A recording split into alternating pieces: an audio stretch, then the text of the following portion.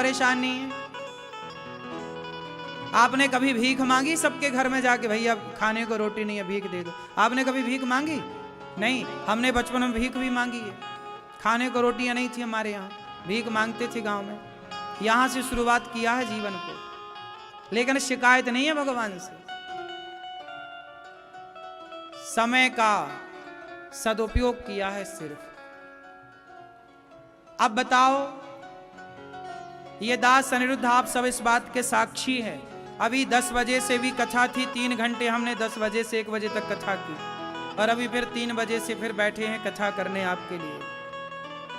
6 घंटे काम कर रहे हैं, केवल बैठ करके एक आसन में केवल कथा सुना रहे हैं। और आपसे मिलना जुलना अलग, सबसे मिलते भी हैं, सब सेवाएं भी करते हैं, कोई काम भी नहीं रुका। अब बताओ ये सारा काम क्यों कर रहे हैं? हम मेहनत क्यों कर रहे हैं? आपसे ज्यादा मेहनत करते हैं। क्यों करते हैं? इसलिए कि आपकी मेहनत से केवल आपका परिवार खाता है। लेकिन ये दास अनिरुद्ध मेहनत करेगा तो भगवान ने जिम्मेदारी जो दी है, आप के आशीर्वाद से यदि मेहनत ये दास अनिरुद्ध करता है और भगवान की कृपा है, तो यहाँ पर सभी माताओं को, सभी भक्तों को पेट भर भोजन मिलता है। आपकी मेहनत से केवल आपके लोगों का पेट भरता है।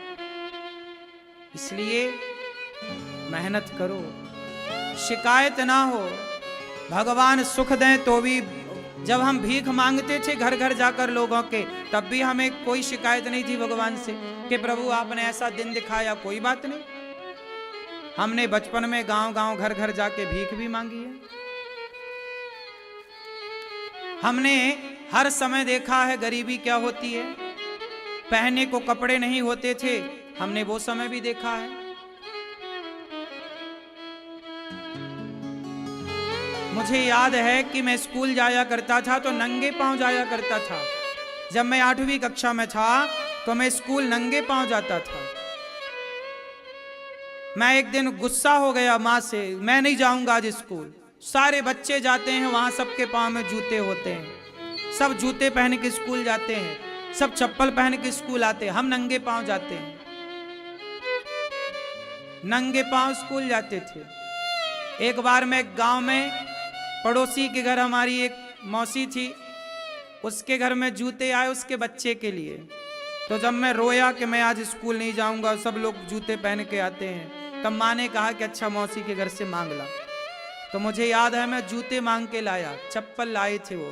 तो मैंने कहा अच्छा आज के लिए चप्पल दे दो। तो मैं उसकी चप्पल पहन के स्कूल गया था। फिर स्कूल से आके उसकी चप्पल मैंने वापस की।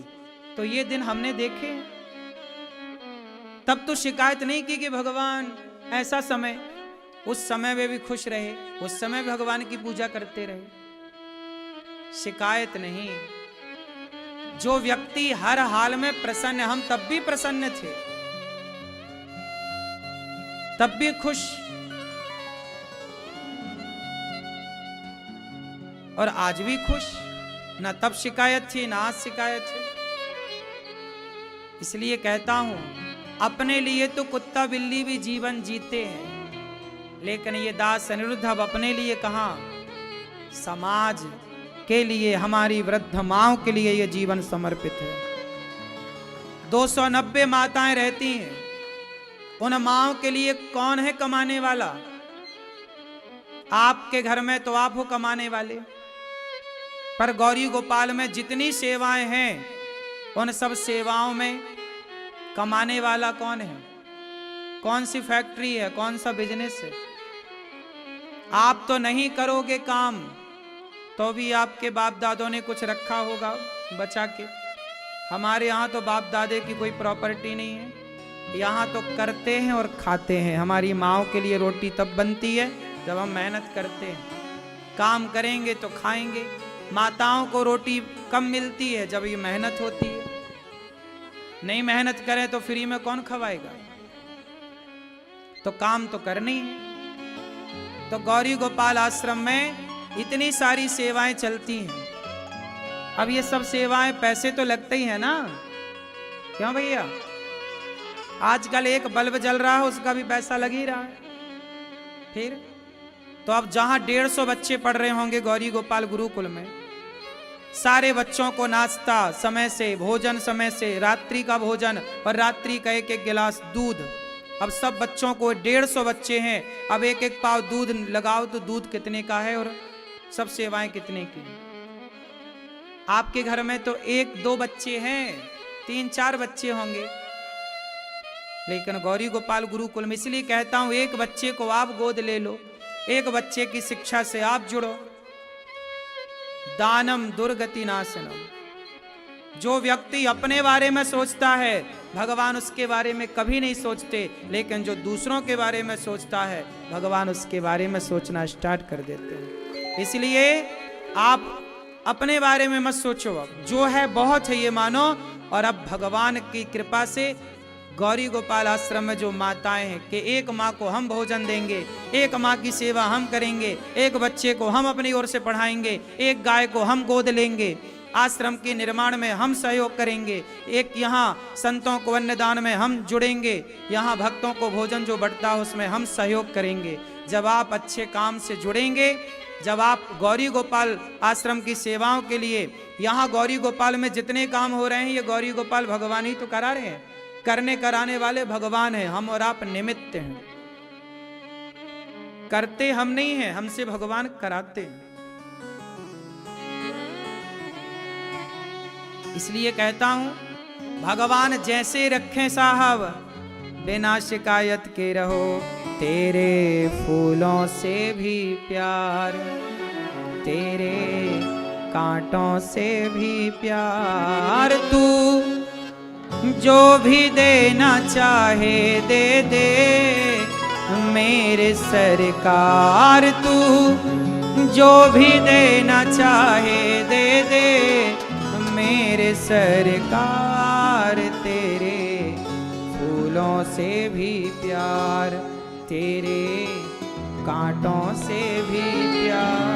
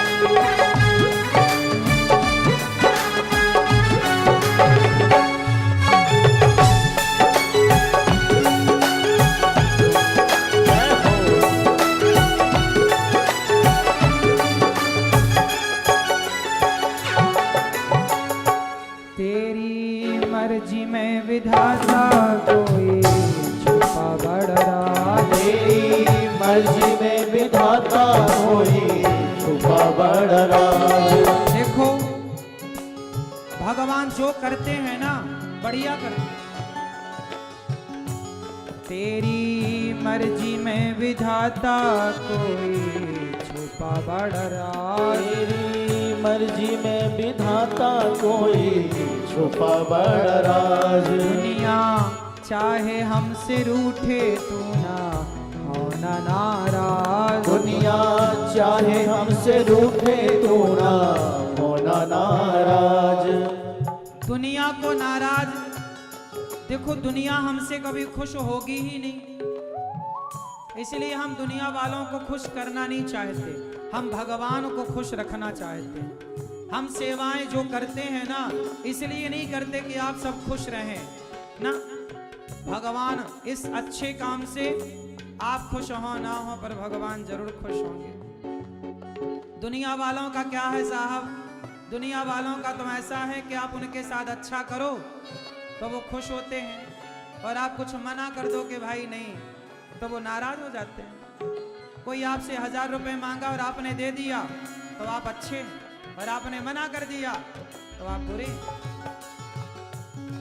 इसलिए दुनिया को खुश सीता माता ना कर पाई, राम स्वयं दुनिया वालों को खुश ना रख सके, तो हम दुनिया वालों को तो नहीं। लेकिन तेरी मर्जी में विधाता कोई छुपा बड़ राज, तेरी मर्जी में विधाता कोई छुपा बड़ राज। दुनिया चाहे हमसे रूठे तू ना होना नाराज, दुनिया चाहे हमसे रूठे तो ना होना नाराज। तुझे वंदन है बार बार, तुझे वंदन है बार बार, कर ले हमको तू स्वीकार, कर ले हमको तू स्वीकार। तू जो भी देना चाहे दे दे मेरी सरकार, तू जो भी देना चाहे दे दे मेरे सरकार। तेरे फूलों से भी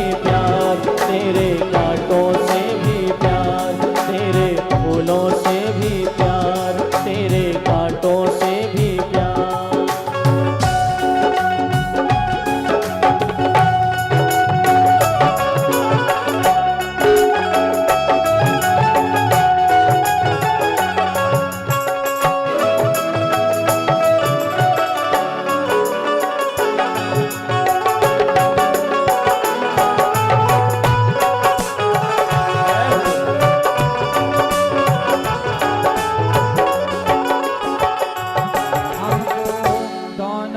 पसंद तेरी धूप और छाँव, हमको दोनों है पसंद तेरी धूप और छाँव।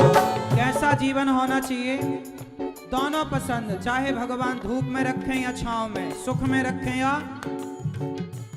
हमको दोनों है पसंद तेरी धूप और छाँव, हमको दोनों है पसंद तेरी धूप और छाँव। दाता किसी भी दिशा में ले चल जिंदगी की नाव, दाता किसी भी दिशा में ले चल जिंदगी की नाव। चाहे हमें लगा दे पार, चाहे हमें लगा दे पार, या डूबा दे तू मझधार, या डूबा दे तू मझधार। तू जो भी देना चाहे दे दे मेरे सरकार, तू जो भी देना चाहे दे दे मेरे सरकार। तेरे फूलों से भी प्यार, तेरे कांटों से भी प्यार, तेरे फूलों से भी प्यार, तेरे कांटों से भी प्यार।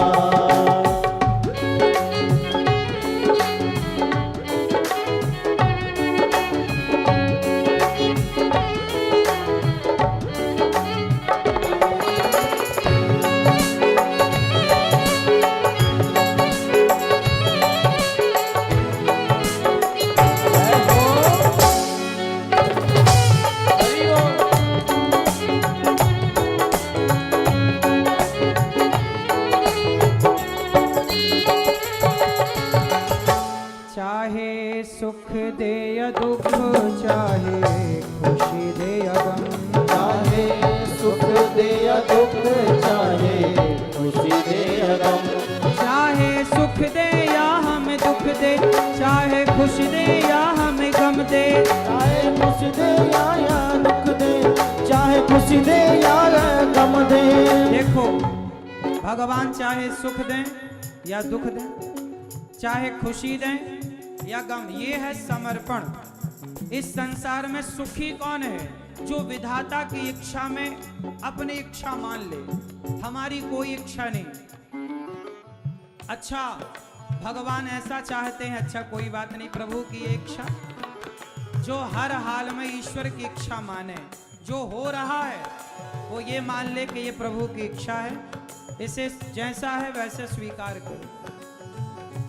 चाहे सुख दे या दुख, चाहे खुशी दे या गम, चाहे सुख दे या दुख, चाहे खुशी दे या गम, मालिक जैसे भी रखेंगे वैसे रह लेंगे हम। मालिक जैसे भी रखेंगे वैसे रह लेंगे हम। चाहे खुशी भरा संसार, चाहे खुशी भरा संसार, यादें आंसुओं की धार, यादें आंसुओं की धार, जो भी देना चाहे दे दे मेरे सरकार। तू जो भी देना चाहे दे दे मेरे सरकार। तेरे फूलों से भी प्यार, तेरे कांटों से भी प्यार, तेरे फूलों से भी प्यार, तेरे कांटों से भी प्यार। तू जो भी देना चाहे दे दे मेरे सरकार। तू जो भी देना चाहे दे दे मेरे सरकार। तेरे फूलों से भी प्यार, तेरे कांटों से भी प्यार, तेरे फूलों से भी प्यार, तेरे कांटों से भी प्यार, तेरे फूलों से भी प्यार, तेरे कांटों से भी प्यार, तेरे फूलों से भी प्यार, तेरे कांटों से भी प्यार, तेरे फूलों से भी प्यार, तेरे कांटों से भी प्यार। चाहे सुख दे या दुख, चाहे खुशी दे या गम, भगवान जैसे रखें वैसे में खुश रहो और सदा धन्यवाद दो ईश्वर का। भगवान कहते हैं कि जितना मिल जाए परीक्षित उतना रखना चाहिए। सुखदेव भगवान ने परीक्षित जी से कहा, तरवः किम न जीवन्ति, भस्त्रः किम न स्वसन्तुता, न खादन्ति न मेहन्ति, किम ग्राम पशवो परे। क्या वृक्षों की आयु नहीं होती? क्या वो जीते नहीं हैं? क्या लोहार की धोकनी सांस नहीं लेती? क्या पशुओं की तरह जीवन जीना ही जीवन जीना है? सुखदेव भगवान ने परीक्षित जी से कहा कि जीवन क्यों मिला है। भगवान की स्तुति की, नमः परस्मै पुरुषाय भूयसे सदुद्भवस्थान निरोध लीलया, ग्रहीत शक्ति तृतीयाय देहिना मंत्र भवाय अनुपलक्ष्य वर्तमान। इस तरह भगवान नारायण ने ब्रह्मा जी को उत्पन्न किया। ब्रह्मा जी को 4 श्लोकों का ज्ञान, अहमेवास्मेवाग्रे नान्यद् यत् सत् सत् परम। और इस तरह से ब्रह्मा जी को सृष्टि का क्रम, ब्रह्मा जी से सृष्टि उत्पन्न हुई, ब्रह्मा जी से सनकादि इत्यादि प्रकट हुए और ब्रह्मा जी ने 4 युगों की, फिर ऋतुओं की, फिर महीनों की, ये सब गणना की और इसके बाद ब्रह्मा जी ने दिव्य सृष्टि उत्पन्न की।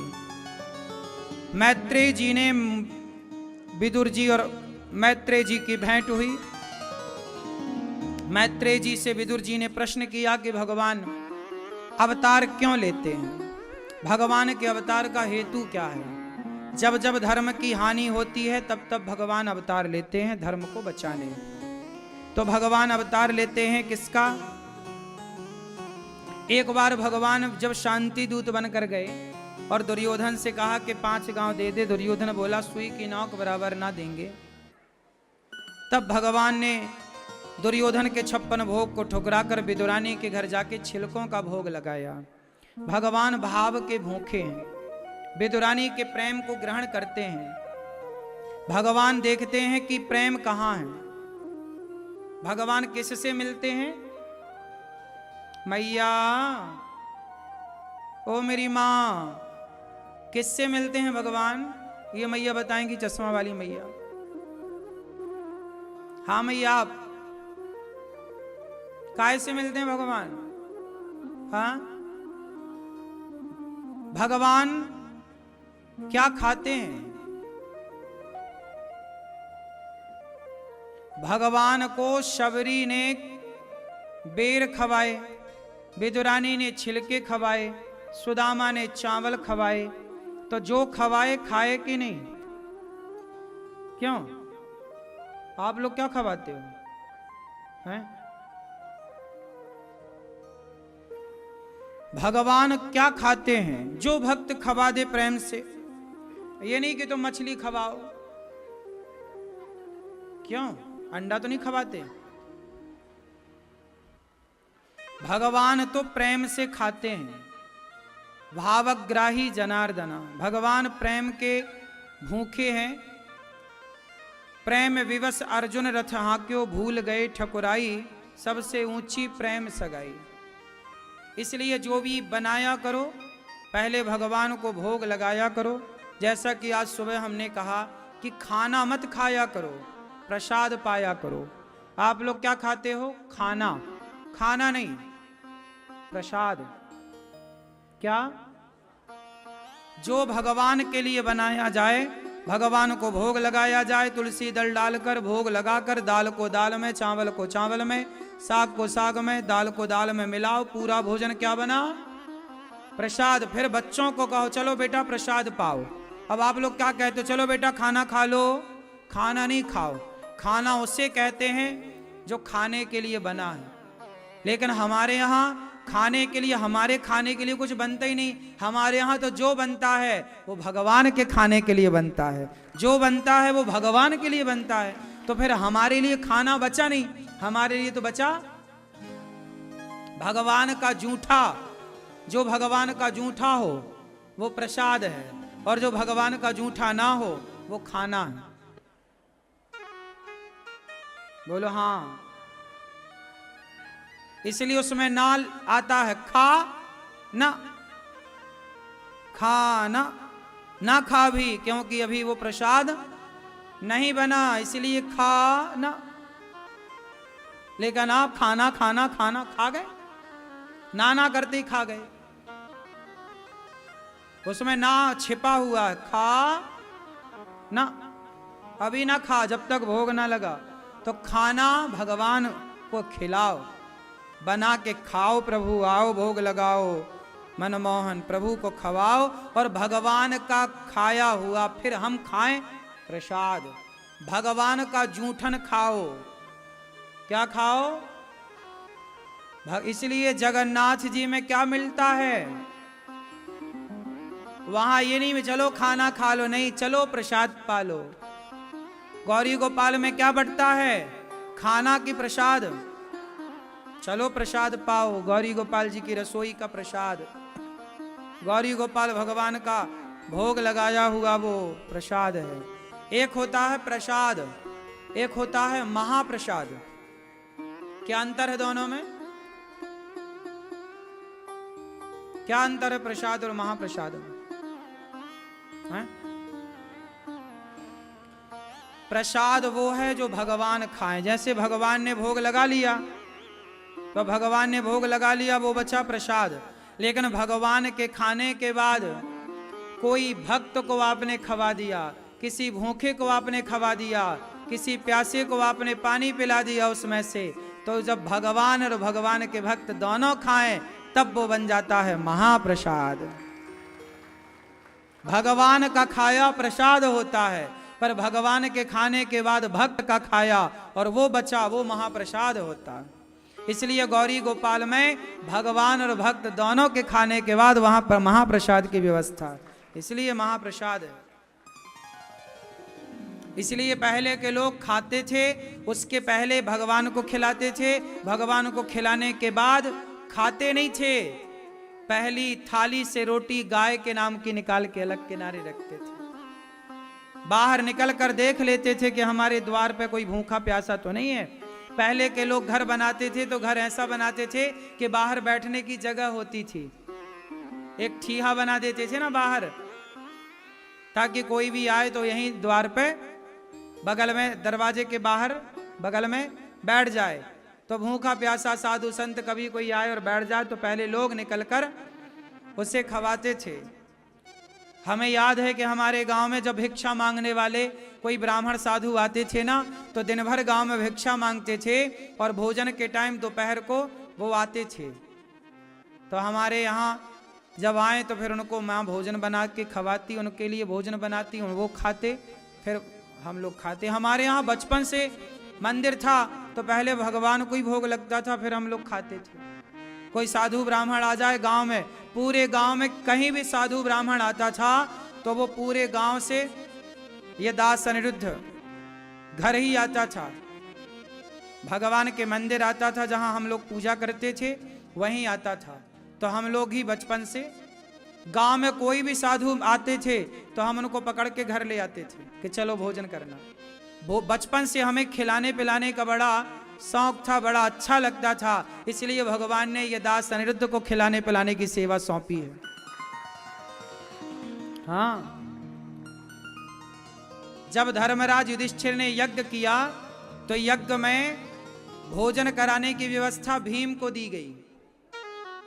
किसको दी गई बोलो? और दान देने की व्यवस्था दुर्योधन को दी गई। कोई भी ब्राह्मण आए, साधु आए, उसे दक्षिणा कौन देगा बोलो? उसे दक्षिणा दुर्योधन देता था, भोजन भीम कराते थे। अच्छा, सवाल खड़ा हुआ, धर्मराज युधिष्ठिर ने यज्ञ कराया, उस यज्ञ में दान दक्षिणा खजाना किसके हवाले किया गया? दुर्योधन के, क्योंकि दुर्योधन, अब भगवान कृष्ण ने ये सब किया तो भगवान से पूछा कि आपने दुर्योधन के हाथ काहे दे दिया, वो तो सब बांट देगा।